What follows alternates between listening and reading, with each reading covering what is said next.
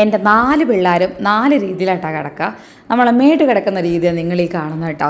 അവന് എങ്ങനെ കിടക്കുമ്പോഴാണ് കംഫർട്ടാവുക ആ രീതിയിൽ ആളങ്ങോട്ട് ഒടിഞ്ഞു മടങ്ങിയിട്ടൊക്കെ ആയിരിക്കും കിടക്കുന്നുണ്ടാവുക കേട്ടോ.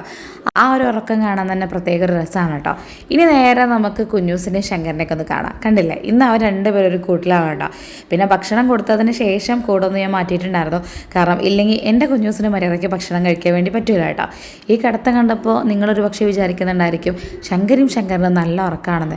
ഉറക്കമൊന്നുമല്ല കേട്ടോ, അവിടെ ഭയങ്കരമായിട്ടാണ് സൗണ്ട് പുറത്തേക്ക് നന്നായിട്ട് കേൾക്കുന്നുണ്ടായിരുന്നു. ഒരുപാട് സമയം ഞാൻ നിന്നിട്ട് പോലും അവരുടെ പരിപാടികളൊന്നും നിന്നിട്ടൊന്നുമില്ലായിരുന്നു കേട്ടോ. അവസാനം എന്താണ് അവിടെ പണി എന്നൊരു സൗണ്ട് എടുത്ത് ഒന്നിട്ട് ചോദിച്ചതേ ഉള്ളൂ. എവിടെ നിന്നപ്പോൾ ഈ അപശബ്ദം എന്നുള്ള രീതിയിൽ എന്നെ ഇങ്ങോട്ട് നോക്കിയിട്ടോ. എന്നെ കണ്ടതും അവർക്കൊന്നും അറിയില്ല കേട്ടോ. പ്രത്യേകിച്ച് നമ്മളെ ശങ്കരിക്ക് എന്താ ഇപ്പോൾ പ്രശ്നം, ഇവിടെ ഒരു പ്രശ്നമില്ലല്ലോ, ഞാനൊന്നും ചെയ്യുന്നില്ല ഉണ്ണിമോളെ എന്നുള്ളൊരു ഭാവത്തിലായിരുന്നു നമ്മളെ ശങ്കരിപ്പെട്ടുണ്ടായിരുന്നു കേട്ടോ. ഇതൊക്കെ അപ്പുറത്തുണ്ടായിട്ടും എനിക്കതൊന്നും കേൾക്കും കാണാൻ വേണ്ട, ഞാൻ ഉറങ്ങട്ടെ എന്നുള്ളൊരു ഭാവത്ത് തന്നെയായിരുന്നു നമ്മുടെ കുഞ്ഞൂസും ഉണ്ടായിരുന്നത്. സത്യം പറയുകയാണെങ്കിൽ ഇവരെ കണ്ടിരിക്കുമ്പോൾ സമയം പോണതേ അറിയില്ല കേട്ടോ. അതിന് അവരെന്തെങ്കിലും കാര്യങ്ങൾ ചെയ്യണം എന്നൊന്നുമില്ല, അവർ വെറുതെ കിടന്നാൽ തന്നെ സമയം പോകുന്നത് അറിയില്ല.